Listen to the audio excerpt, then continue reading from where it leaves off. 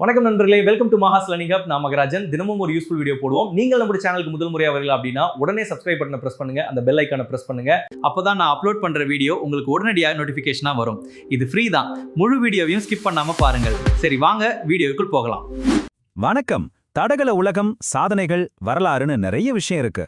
அதுல நம்ம இந்தியாவோட எழுச்சியுற்ற பயணத்தை பத்தி தெரிஞ்சுக்க வாங்க இந்த முழு அலசலையும் என் கூட சேர்ந்து பார்க்கலாம். ஒரு நம்பர், சும்மா ஒரு நம்பர், ஒரு தேசத்தோட வரலாற்றையே மாற்ற முடியுமா? முடியும்னு தான் சொல்லணும். இந்த 87.58 மீட்டர் அப்படிப்பட்ட ஒரு வரலாற்று மாற்றத்தை கொண்டு வந்த நம்பர் தான். ஆமாங்க, இது வேறொன்னும் இல்ல. டோக்கியோ ஒலிம்பிக்ஸ்ல நம்ம நீரஜ் சோப்ரா ஈட்டி எறிஞ்ச தூரம். இந்த ஒரே த்ரோ மூலமா இந்தியா தடகளத்துல தன்னோட முதல் தங்க பதக்கத்தை ஜெயிச்சு வரலாறு படைச்சது. சோ இன்னைக்கு நம்மளோட பயணம் எப்படி இருக்க போகுதுன்னா, இந்தியாவோட அந்த கோல்டன் மொமெண்ட்ல ஆரம்பிச்சு தடகளம்னா என்ன, அதுக்கு பின்னாடி இருந்த போராட்டங்கள், நம்ம சாம்பியன்ஸ், அவங்களுக்கு கிடைச்ச கௌரவம், கடைசியா உங்க எக்ஸாம்ஸுக்கு யூஸ் ஆகிற சில டிப்ஸ் வரைக்கும் எல்லாத்தையும் பார்க்க போறோம்.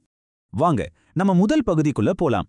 டோக்கியோ 2020 ஒலிம்பிக்ஸ்ல நீரஜ் சோப்ரா செஞ்ச சாதனை ஏன் இவ்வளவு ஒரு முக்கியமான விஷயமா பார்க்கப்படுது? இந்த வெற்றியோட வரலாற்று முக்கியத்துவத்தை பாருங்களேன். இது தனிநபர் போட்டியில இந்தியா வாங்கின 2வது தங்கம் மட்டும் இல்ல, அதுக்கும் மேல 121 வருஷ ஒலிம்பிக் வரலாற்றுல தடகள போட்டியில இந்தியாவுக்கு கிடைச்ச முதல் தங்கம் இது. சரி, இந்த ஒரு பெரிய வெற்றியிலிருந்து இப்ப நாம பேசிக்கான ஒரு கேள்விக்கு வருவோம். தடகளம், அதாவது அத்லெட்டிக்ஸ்னா உண்மையில என்ன? ரொம்ப சிம்பிளா சொல்லணும்னா, மனுஷனோட அடிப்படையான விஷயங்கள், அதாவது ஓடுறது, தாண்டறது, எதையாவது தூக்கி எறிகிறது, இது எல்லாத்தையும் வச்சு ஒரு போட்டி நடத்தினா அதுதான் தடகளம். நிறைய விளையாட்டுகளுக்கு இதுதான் அடித்தளமாவும் இருக்கு. தடகளத்துல முக்கியமா 3 வகை இருக்கு. நீங்க இந்த அட்டவணையில பாக்குற மாதிரி ஓட்டப்பந்தயங்கள் உங்க வேகத்தை சோதிக்கும். தாண்டும் போட்டிகள் நீங்க எவ்வளவு உயரமா இல்லனா தூரமா தாண்டுறீங்கன்னு பார்க்கும். எறிதல் போட்டிகள் உங்க பலத்தையும் ஆற்றலையும் சோதிக்கும். சரி, வாங்க அடுத்த பகுதிக்கு போலாம். இந்தியாவுக்கு இந்த தங்க மெடல் சும்மா ஒரே நாள்ல கிடைச்சிடல. இதுக்கு பின்னாடி பல வருஷ போராட்டம் இருக்கு. சில சமயம் இதயமே நொறுங்கி போற மாதிரி நூலிலையில வெற்றிய தவறவிட்ட தருணங்களும் இருக்கு. அதை பத்தி தான் இப்ப பார்க்க போறோம். இந்திய ஒலிம்பிக் தடகள வரலாற்றுல 2 மறக்க முடியாத, கிட்டத்தட்ட ஜெயிச்சிட்டோன்னு சொல்ற தருணங்கள் இது. ஒன்னு பறக்கும் சீக்கியர் மில்கா சிங், இன்னொன்னு நம்ம தங்கமங்கை பிடி உஷா. மில்கா சிங் ஒரு செகண்டோட 10ல் 1 பங்கு நேரத்துல மெடலை மிஸ் பண்ணாரு. பிடி உஷா அதை விட மோசம், 100ல் 1 பங்கு செகண்ட்ல பதக்கத்தை தவற விட்டாங்க. யோசிச்சு பாருங்க, ஒரு போட்டோ ஃபினிஷ்ல போன மெடல் அது. இந்த நூலிழை தோல்விகள் நம்மளோட வலிய மட்டும் இல்ல, நம்ம விடாமுயற்சியும் காட்டுது.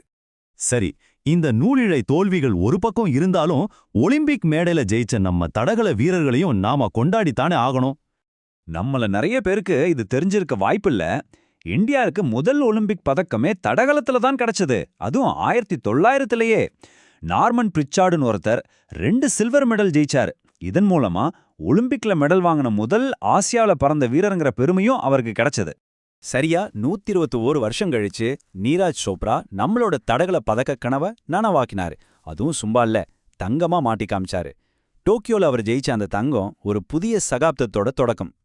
அவரோட கதை டோக்கியோவோட முடியல. பாரிஸ் ஒலிம்பிக்ஸ்ல வெள்ளி பதக்கம் ஜெயிச்சு தன்னோட திறமைய மறுபடியும் நிரூபிச்சாரு. ஒரு தடவை ஜெயிக்கிறது பெரிய விஷயம்னா அதை தக்க வச்சுக்கிறது அதை விட பெரிய விஷயம். இதன் மூலமா அவர் ஒரு லெஜெண்டுங்கிறத உறுதிப்படுத்திட்டாரு.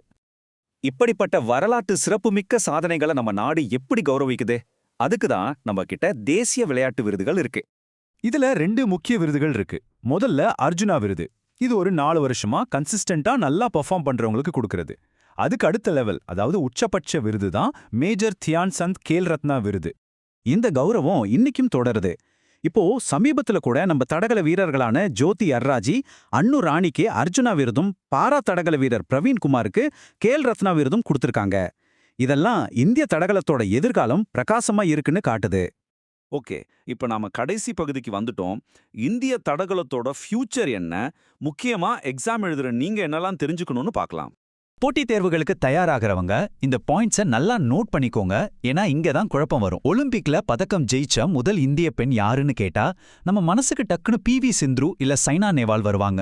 ஆனா சரியான பதில் பளு தூக்குதல்ல கர்ணம் மல்லேஸ்வரி. அதே மாதிரி முதல் தனிநபர் தங்கம் அபினவ் பிந்த்ரா துப்பாக்கி சுடுதல்ல. முதல் தடகள தங்கம் நீரஜ் சோப்ரா. கடைசியா ஒரே ஒலிம்பிக்ல 2 மெடல் ஜெயிச்சவங்க மனு பாக்கர். இந்த வித்தியாசங்களை மறக்காதீங்க. ஆக எரியறதுல இருந்து ஓடுறது வரைக்கும் நம்ம பயணத்தை பார்த்தோம். இந்தியாவுக்கு நீரஜ் சோப்ரா மூலமா ஒரு தங்க கை கிடைச்சிருக்கு. சரி, அப்போ அடுத்து ஓட்டப்பந்தயத்துல நமக்காக ஜெயிக்க போற அந்த தங்க கால்கள் யாருடையதா இருக்கும்? இத பத்தி யோசிங்க.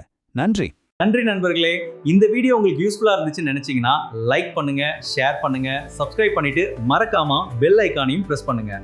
இருங்க அடுத்து என்ன டாபிக் வேணும்னு கமெண்ட்ல சொல்லுங்க. அடுத்த வீடியோவில் சந்திப்போம். நன்றி, வணக்கம்.